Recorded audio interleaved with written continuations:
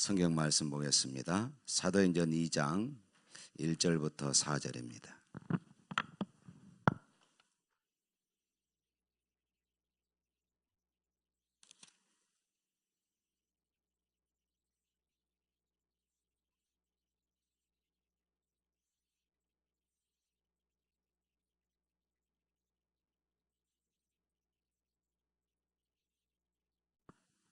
사도행전 2장 1절부터 4절에 있는 말씀 다 같이 있습니다. 오순절 날이 이미 이르매 그들이 다 같이 한 곳에 모였더니 호련히 하늘로부터 급하고 강한 바람 같은 소리가 있어 그들이 앉은 온 집에 가득하며 마치 불의 혀처럼 갈라지는 것들이 그들에게 보여 각 사람 위에 하나씩 임하여 있더니 그들이 다 성령의 충만함을 받고 성령이 말하게 하심을 따라 다른 언어들로 말하기를 시작하니라. 아멘. 우리 옆 사람과 또 인사 나눕니다. 새벽에 하나님이 도우십니다. 네. 또 한번 따라갈까요? 나의 생애에 하나님의 역사가 일어나게 하자. 우리 교회에 하나님의 역사가 일어나게 하자. 우리 가정에 하나님의 역사가 일어나게 하자. 사모할 수 있기를 주님의 이름으로 축원합니다. 이제 오늘 말씀 계속 이어서 봅니다. 120명의 그런 성도 제자들과 성도들이 마가의 다락방에서 한 주간 동안 그렇게 매일같이 모여서 하나님 앞에 기도했습니다. 그런데 한 주간이 지나서 오순절에 갑자기 하늘에서 급하고 강한 바람 같은 소리가 있었고 온 집에 그것이 가득했습니다. 그리고 불의 혀 같은 것이 갈라지면서 각 사람 위에 임하였습니다. 그리고 모든 사람들이 성령의 충만함을 받아서 성령의 말하게 하심을 따라 각각 방언을 말하기 시작했습니다. 계집종 앞에서 두려워하여 도망가였던 베드로였지만은 그가 성령의 충만함을 받으니까 담대히 주의 복음을 증거하여서 3,000명, 5,000명 그리고 무수히 많은 사람들이 주께로 돌아오는 이런 역사들이 일어나게 됩니다. 보십시오. 성령을 충만히 받으니까 비겁한 자가 담대하게 되었습니다. 실패자가 성공자로 바뀌었습니다. 도망하는 사람이 도전자가 되었던 것입니다. 그러므로 사랑하는 성도 여러분, 오늘 또 성령 충만함을 받고 하나님 앞에 쓰임받는 저와 여러분이 되시기를 주님의 이름으로 축원합니다. 우리가 여기서 기억해야 하실 것은 성령의 임재, 성령의 임재와 성령 충만을 우리가 구분해야 합니다.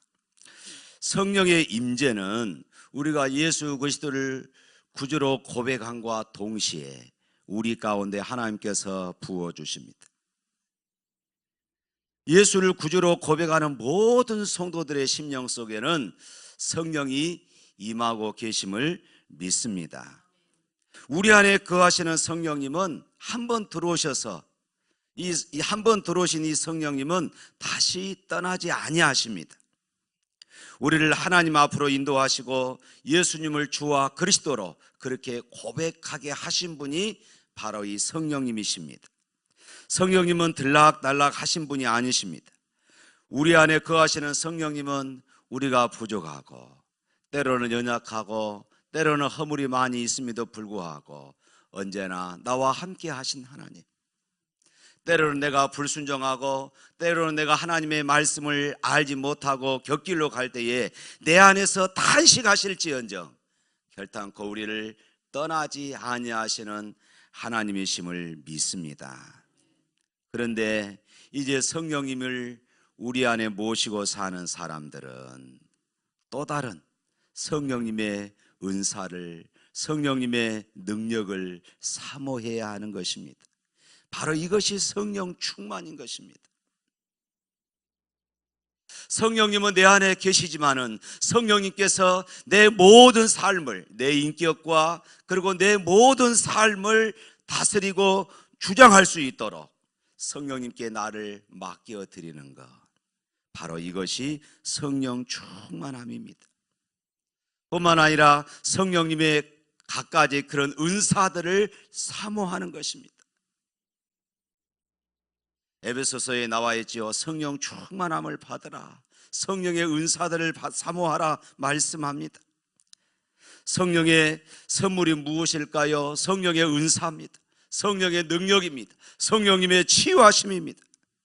우리를 순종과 헌신자로 높이 들어서 하나님의 비전을 이루어 하나님의 나라를 위해 사용케 하시는 그런 능력인 것입니다. 오늘 우리에게 있어서 중요한 것은 이미 교회에 임하신 성령께서 우리에게 주시는 선물입니다. 이 선물을 우리가 사모해야 하는 것입니다.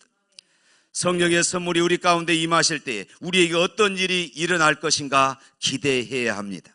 성령님을 충만하게 체험했을 때에 우리에게 어떤 일이 일어날 것인가 우리가 사모하고 기다려야 하는 것입니다. 초대교회의 모습을 보십시오.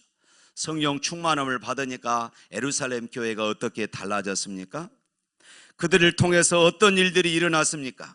그들이 가지고 있었던 성령의 특별한 능력과 역사가 어떤 것이었습니까? 이것은 신학적으로나 신앙적으로 아주 매우 중요한 그런 질문이 되어지는 것입니다. 다시 말해서 성령 충만함을 받았다고 주장하는 사람들이 그들의 삶은 전혀 변함이 없이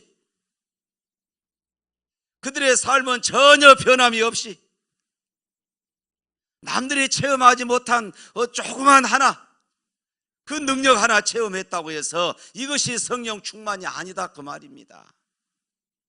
성령 충만은 내 전 인격적인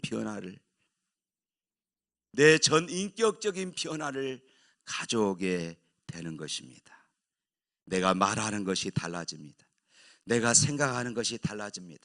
내 삶의 모든 삶의 행동들이 달라지게 되는 것입니다. 무엇보다도 하나님의 교회 안에서 말씀에 붙잡혀 순종하고 헌신하는 사람으로 달라지는 것입니다. 이것이 성령 충만한 사람들의 모습인 것이에요. 남들이 체험하지 못한 조그만 거 하나 체험한 것, 이것이 성령 충만이 아님을 여러분 꼭 기억하십시오. 성령 충만은 내 전 인격적인 그런 변화와 헌신의 모습에서 찾아야 하는 것입니다. 먼저 예루살렘 교회의 모습을 한번 보십시다. 우리 1절 말씀 한번 읽어볼까요? 시작.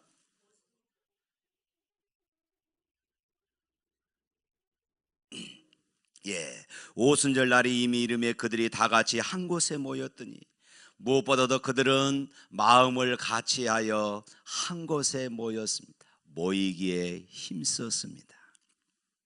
초대교회가 성령으로 충만할 수 있었던 가장 중요한 요인은 그들이 참으로 모이기에 힘썼던 것입니다. 사랑하는 성도 여러분, 21일 특별 새벽 기도에 마지막까지 여러분 놓치지 마십시오. 마지막까지 놓치지 마십시오. 오늘 하나님의 은혜를 내가 체험하지 못했다고 해서 별것도 없네? 그렇지 않습니다. 기대하며 기도하시기를 바랍니다. 기도하면서 기다릴 수 있기를 주님의 이름으로 축원합니다. 왜냐하면 하나님은 살아계시기 때문입니다. 하나님은 살아계시기 때문이에요. 또 하나는 그 하나님이 바로 저와 여러분의 아버지 되십니다. 할렐루야. 그러나 마귀는 우리로 하여금 성도들의 모임에 소극적이기를 원합니다. 기도에 별로 관심을 갖지 못하게 만드는 것입니다. 기도해도 소용없다고 이렇게 말하게 만듭니다. 누가요? 마귀가 그렇게 하는 것입니다. 성경은 분명히 수없이 많은 부분에서 기도하라고 우리에게 말씀하시고 그 기도에 응답하시겠다고 말씀하십니다. 성경은 수없이 많이 모이기를 힘쓰라고 이렇게 말씀하고 있습니다. 그곳에 하나님이 은혜를 부어주실 것을 약속하고 있는 것입니다. 그러나 사단은 끊임없이 우리를 속이는 것입니다. 하나님의 은혜가 내 안에서 고갈되게 만들고, 우리 입술에서 불평이 나오게 만들고, 원망이 나오게 만들고, 짜증이 나오게 만들고, 시기가 나오게 만드는 것입니다. 자꾸 다툼이 나오게 만드는 것입니다. 내 안에 은혜가 사라지면요, 내 말도 거칠어진다는 거 기억하십시오. 내 안에 은혜가 고갈되기 시작하면은 내 말이 거칠어지고 내 행동이 거칠어진다는 것을 여러분 기억하시기를 바랍니다. 사랑하는 성도 여러분, 그러므로 오늘 우리는 모이기에 힘써야 합니다. 무슨 개 모임은 우리가 생명을 걸고 참여하는 사람들이 참 많습니다. 그러나 교회에서 모이자면 잘 모이지 않습니다. 셀 가족 모임을 갖자 하면 잘 모이지 않습니다. 별로 중요하게 생각지 않습니다. 별로 중요하지 않는 세상 친구들의 모이면 시간을 어기지 않고 정확하게 모이는데, 하나님을 만나는 이 자리에는 별로 중요하게 여기지 않는 것입니다. 우리가 성령의 역사를 체험하기를 원한다면 모이기에 힘쓰시기를 축원합니다. 성령 충만을 받은 사람들은 주의 전연에 모이기를 힘쓰는 사람들이었습니다. 모든 모임에 적극적인 이런 사람들이었습니다. 성령 충만 받은 사람들의 두 번째 특징이 있습니다. 그들은 찬양을 좋아했어요. 찬양하기 시작한 것입니다. 그들 모두가 한 마음 한 입이 되어서 하나님을 찬양했습니다. 우리 4절 말씀 한번 읽어볼까요? 4절 시작.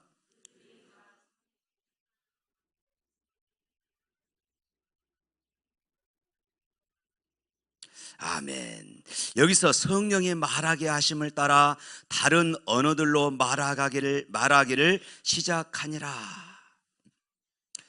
창세기에 보면요, 바벨탑 사건이 나오지 않습니까? 바벨탑 사건 전에는 모든 언어는 하나였습니다. 공통 언어가 하나였습니다. 그러나 바벨탑 사건을 통하여서 하나님께서 언어를 흩어버리셨다고 말씀했습니다. 그런데 이제 오늘 본문 말씀에 성령이 말하게 하심을 따라 다른 언어들로 말하기를 시작했다. 언어가 하나가 되어버린 것입니다. 제자들이 말하는 것들이 15개 나라의 말들, 15개 나라의 그 사람들이 그곳에 모여 있었는데 그들이 각각 자기 나라 말로 알아들어 버린 것입니다. 자기 나라 말로 들려지더라는 것입니다. 언어가 하나가 되어버렸던 것입니다. 이것이 초대교회 오순절에 일어났던 성령 충만으로 나타났던 그런 하나의 모습이었습니다. 그런데 여기서 말하기 시작하니라, 이 말은 단순히 말만 했다 이런 의미가 아닙니다. 여기에는 하나님을 찬양했다 이런 의미도 포함된 것입니다. 성령의 충만함을 받으니까 그들이 하나님을 찬양하기 시작합니다. 그들이 하나님의 말씀을 전하기 시작한 것입니다. 성령이 오셔서 먼저 그들의 입을 하나님이 여셨습니다. 그러자 그들의 입에서는 찬양이 터져 나오기 시작했습니다. 사람들이 몰려오니까 그들을 향하여서 또 하나님의 이 복음을 선포하기 시작했습니다. 그런데 놀라운 일은 방금 말씀드렸던 것처럼 각각 다른 나라 사람들이 그 나라 말들로 이 말씀이 들려지더라는 것입니다. 이것이 하나님이 역사하신 것이었습니다. 분명히 제자들은 유대말로 말을 했을 것입니다. 제자들은 분명히 유대말로 하나님을 찬양했습니다. 그런데 각각의 나라 사람들이 그들의 나라 말들로 들려지더라는 것입니다. 그러면 그들이 무엇을 찬양했을까요? 그들은 십자가에서 죽음을 이기시고 승리하신 예수님의 이름을 찬양했습니다. 나 같은 죄인을 구원해 주신 하나님의 사랑을 찬양했습니다.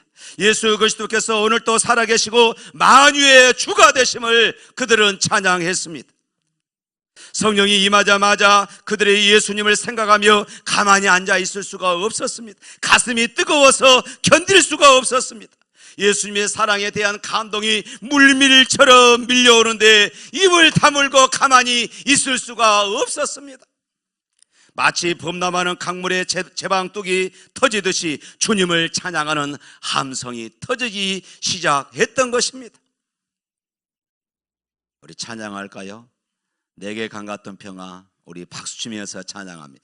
내게 강 같은 평화, 내게 강 같은 평화, 내게 강 같은 평화 넘치네 할렐루야. 내게 강 같은 평화, 내게 강 같은 평화, 내게 강 같은 평화 넘치. 내게 샘솟는 기쁨, 내게 샘솟는 기쁨, 내게 샘솟는 기쁨, 내게 샘솟는 기쁨 넘치네 할렐루야. 내게 샘솟는 기쁨, 내게 샘솟는 기쁨, 내게 샘솟는 기쁨 넘치네 할렐루야. 이처럼 성령이 충만하면요, 나도 모르게 입에서 찬양이 터져 나오는 것입니다. 나도 모르게 내 입술에서 찬양이 터져 나오는 것입니다. 성령 충만한 성도는 슬픔이나 기쁠 때나 항상 그 입에 찬양이 떠나지 않습니다. 찬양이 마귀를 쫓습니다. 찬양이 근심을 몰아냅니다. 찬양은 주저앉아 있는 사람들을 다시 일으켜 세우는 것입니다. 성령 충만하면 누구든지 찬양의 충만함을 받습니다. 그러므로 찬양을 회복할 수 있기를 바랍니다. 찬양을 할 때 힘차게 하십시오. 뜨겁게 하십시오. 주님이여 이 손을 꼭 잡고 가소서. 이런 간절한 마음으로 찬양하십시오.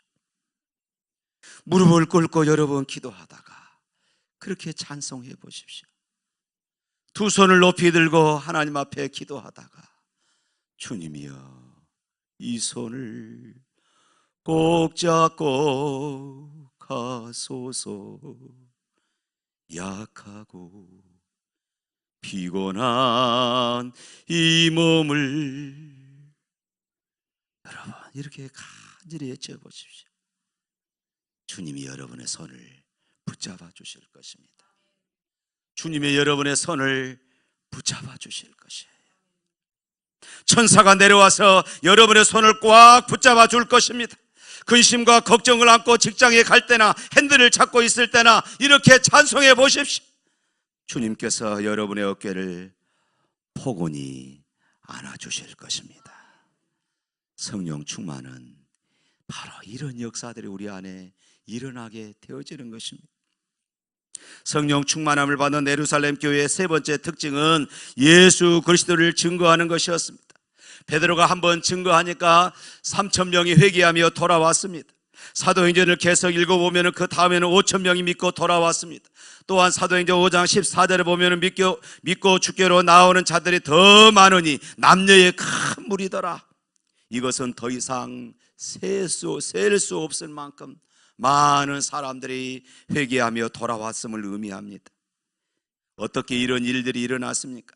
그들은 성령 충만한 베드로를 비롯하여 온 예루살렘 교회의 성도들 120명, 나중에는 3,000명, 나중에는 5,000명이 다 성령 충만 받아서 나가서 계속해서 예수가 그리스도라고 이렇게 외쳤던 것입니다. 성령 충만한 교회가 계속적으로 복음을 전하고 그 복음을 전해 듣는 사람들이 주께로 돌아오게 되었던 것입니다. 사랑하는 성도 여러분, 성령 충만한 사람들의 특징 중에 하나가 복음을 전하는 것입니다. 성령 충만한 사람의 특징 중에 하나가 복음을 전하는 것이에요. 사랑하는 성도 여러분, 오늘 여러분들에게 복음을 전하고자 하는 뜨거운 마음이 있습니까? 그러면 여러분은 성령 충만한 사람입니다. 그러나 전도에 별 관심이 없습니까? 예수님을 모른 채 미련한 것에 목숨을 걸고 살아가는 이웃을 보아도 전도하고 싶은 마음이 없습니까? 이 시간 무릎을 꿇고 간절히 기도하십시오. 하나님의 보좌를 향하여서 두 손을 높이 들고 성령의 충만함을 구하시기를 바랍니다. 주여 나에게 성령의 충만함을 부어주옵소서. 성령의 능력과 담대함을 나에게 부어주옵소서. 하늘의 은사들을, 성령의 은사들을 나에게 부어주시옵소서. 지혜의 말씀의 은사, 지식의 말씀의 은사, 영들 분별의 은사, 능력의 은사, 믿음의 은사, 신의의 은사를 부어주옵소서. 방언과 통역과 예언의 은사를 부어주시옵소서. 하나님 앞에 간절히 기도하시기를 바랍니다. 하나님, 나를 성령 충만함으로 사용하여 주시옵소서. 이 시간 여러분의 기도가 될 수 있기를 바랍니다.